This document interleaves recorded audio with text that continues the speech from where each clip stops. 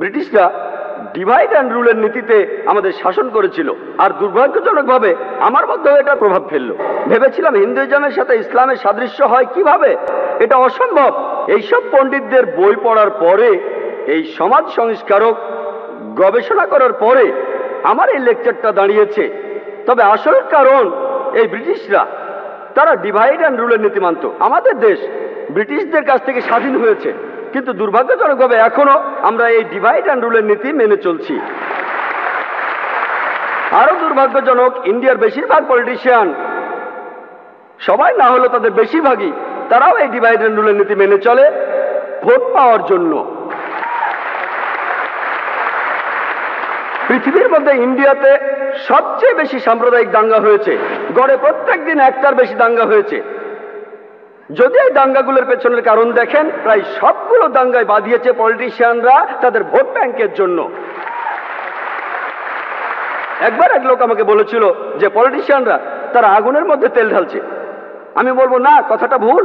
আমি একমত না যে পলিটিশিয়ানরা আগুনের ভেতর তেল ঢালে। পলিটিশিয়ানরা তারা তেলের উপর আগুন জ্বালায়। তেল বেশিরভাগ ক্ষেত্রে আমাদের কাজে লাগে। দেখবেন মোটর গাড়ি এই তেল দিয়ে চলে, কারখানার কাজ চলছে, এই তেল, এটা দিয়ে দেশের অনেক কাজই হচ্ছে। পলিটিশিয়ানরা আগুন ধরাচ্ছে, আর এইভাবে দেশে তারা ক্ষতি করছে। গত মাসে টাইমস অফ ইন্ডিয়াতে একটা খবর ছাপা হয়েছিল, লেখা ছিল যে জাপানের কথা অনুযায়ী আগামী 20 বছরের মধ্যে ইন্ডিয়া পৃথিবীর একটা সুপার পাওয়ার হবে। আমরা জানি ব্রিটিশরা ইন্ডিয়ায় আসার আগে ইন্ডিয়া একটা সুপার পাওয়ারই ছিল। এখন যদি সব ইন্ডিয়ান, যদি সব হিন্দু আর মুসলমান তাদের ধর্মগ্রন্থ পড়ে, ধর্মগ্রন্থের কথাগুলো মেনে চলে, এক ঈশ্বরে বিশ্বাস, চূড়ান্ত রাসূলে বিশ্বাস, পরকালের জীবনে বিশ্বাস করে, ইনশাআল্লাহ ইন্ডিয়া একটা সুপার পাওয়ার হবে।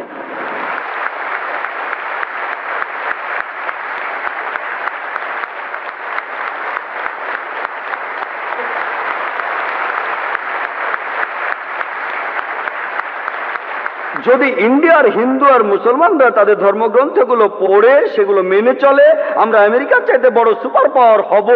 আমেরিকা আর ইউরোপীয় দেশের চাইতে ইনশাআল্লাহ।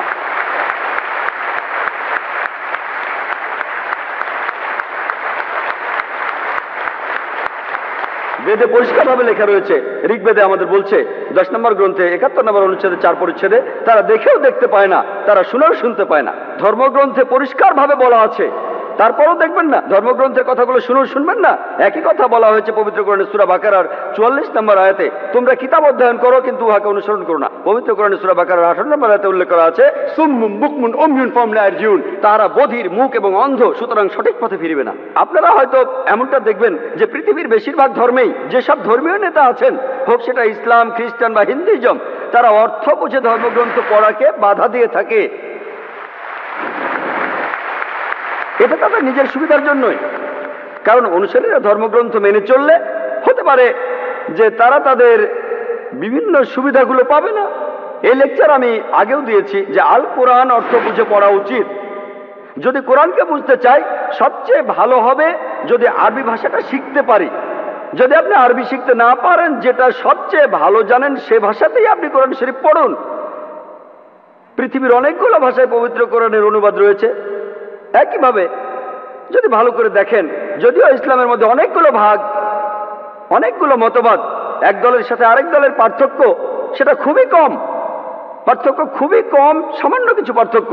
এই দলগুলোর বিশ্বাসের মূল কথাগুলো একই জিনিস, সৃষ্টিকর্তা একজনই, কোরআন শেষ আসমানি কিতাব, নবী মুহাম্মদ সাল্লাল্লাহু আলাইহি ওয়াসাল্লাম সর্বশেষ নবী। এখানে আসল কারণটা হলো পবিত্র কোরআন যে ভাষায় নাজিল হয়েছিল, আল্লাহ তাআলার সর্বশেষ আসমানি কিতাব পবিত্র কোরআন, সেটা এসেছিল আরবি ভাষায়। বর্তমানেও মানুষ আরবি ভাষায় কথা বলে। আর এই কারণে স্যার উইলিয়াম মুর ইসলামের একজন কট্টর সমালোচক, তারপরেও তিনি বলছেন গত 1200 বছর ধরে যে বইটা তার বিশুদ্ধতা ধরে রেখেছে, তিনি 200 বছর আগে বলেছিলেন সেটা হলো পবিত্র কোরআন। কারণ এই কোরআন যে ভাষায় নাজিল হয়েছিল সেটা হলো আরবি, এবং সেটা এখনো ঠিক আছে। আমার অনুরোধ ইন্ডিয়ার সরকারের কাছে আর আমার হিন্দু ভাই বোনদের কাছে যে সংস্কৃত ভাষাকে পুনরুজ্জীবিত করুন।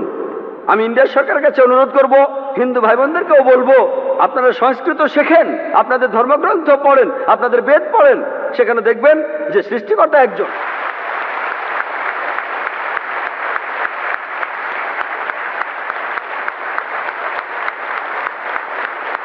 সেখানে দেখবেন ঈশ্বরের কোনো প্রতিমূর্তি নেই, ঈশ্বর অবতার হয়ে আসেন না। আরো বুঝতে পারবেন সর্বশেষ আর চূড়ান্ত দূতকে, বুঝতে পারবেন এই জীবনটা পরকালের জন্য একটা পরীক্ষা।